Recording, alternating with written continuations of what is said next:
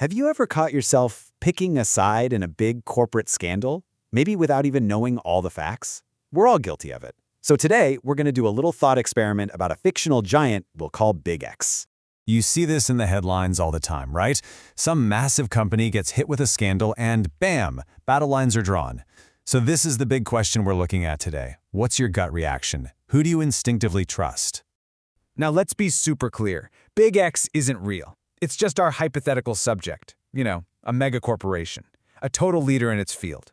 We're using it to build a mental toolkit, a way to think more critically when this stuff happens in the real world. All right, so let's get into it. First, we're going to build the case against Big X.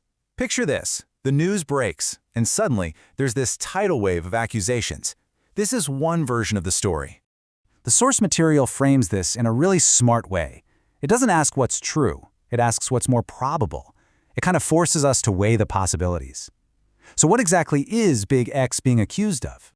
Well, the allegations paint a pretty grim picture. The critics are saying Big X will do whatever it takes to protect that bottom line. We're talking about illegally covering up mistakes, maybe even bribing governments. They're accused of using their power to just steamroll any competition, either buying them out or just crushing them. It's that classic story of corporate greed, But what if that's not the whole story? What if it's not even close to the real story? Okay, let's flip this whole thing on its head. Every story has two sides, right? And the case for Big X says the corporation isn't the villain here. Actually, it's the victim. So who are these people making the accusations? The defense argues they're not brave whistleblowers. No, they're just conspiracy theorists, maybe paid attackers, or, disgruntled ex-employees who have an axe to grind. In this version of the story, it's the accusers who's on trial. So now we have totally opposite narratives. Good versus evil, heroes versus villains. But which one is true? Well, what if thinking in such black and white terms is the real trap? Instead, let's consider three possible realities. First up, we've got the ideal. In this scenario, Big X is basically a model citizen. It plays by the rules, makes the best products, it's doing everything right.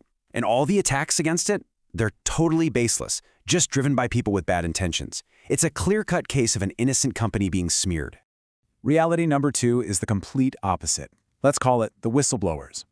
Here, the attackers are 100% legitimate victims. They've been hurt by Big X, and they are bravely stepping up to expose the ugly, hidden truths. In this version, Big X is absolutely, undeniably guilty. And then there's the gray area. And this is where things get really complicated and maybe a little more realistic. In this reality, Big X isn't a saint, but it's not a monster either. It does some things right, but it's also doing some shady stuff behind the scenes. And its critics, they're a mix too. Some are genuine victims, and others are just stirring up trouble for their own reasons. This chart just lays it all out so clearly. You've got the ideal on one end, where the corporation is the hero. Then you have the whistleblowers on the other, where the roles are completely reversed. And sitting right there in the middle is that messy, gray area where nobody's hands are totally clean. It's just a powerful reminder that there's almost always more than one way to see the story. So, where does all this leave us? We've laid out the arguments, the counter-arguments, and three very different realities. Now, it's time for the final piece of the puzzle. And here's the kicker.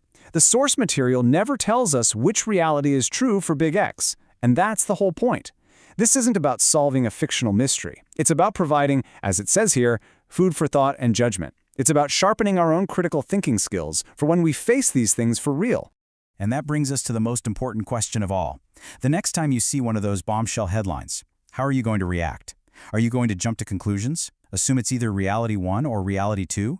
Or are you going to pause, consider that messy gray area, and look for the evidence that separates the real victims from the fakes, and a simple mistake from something far more sinister? That's the real challenge, isn't it?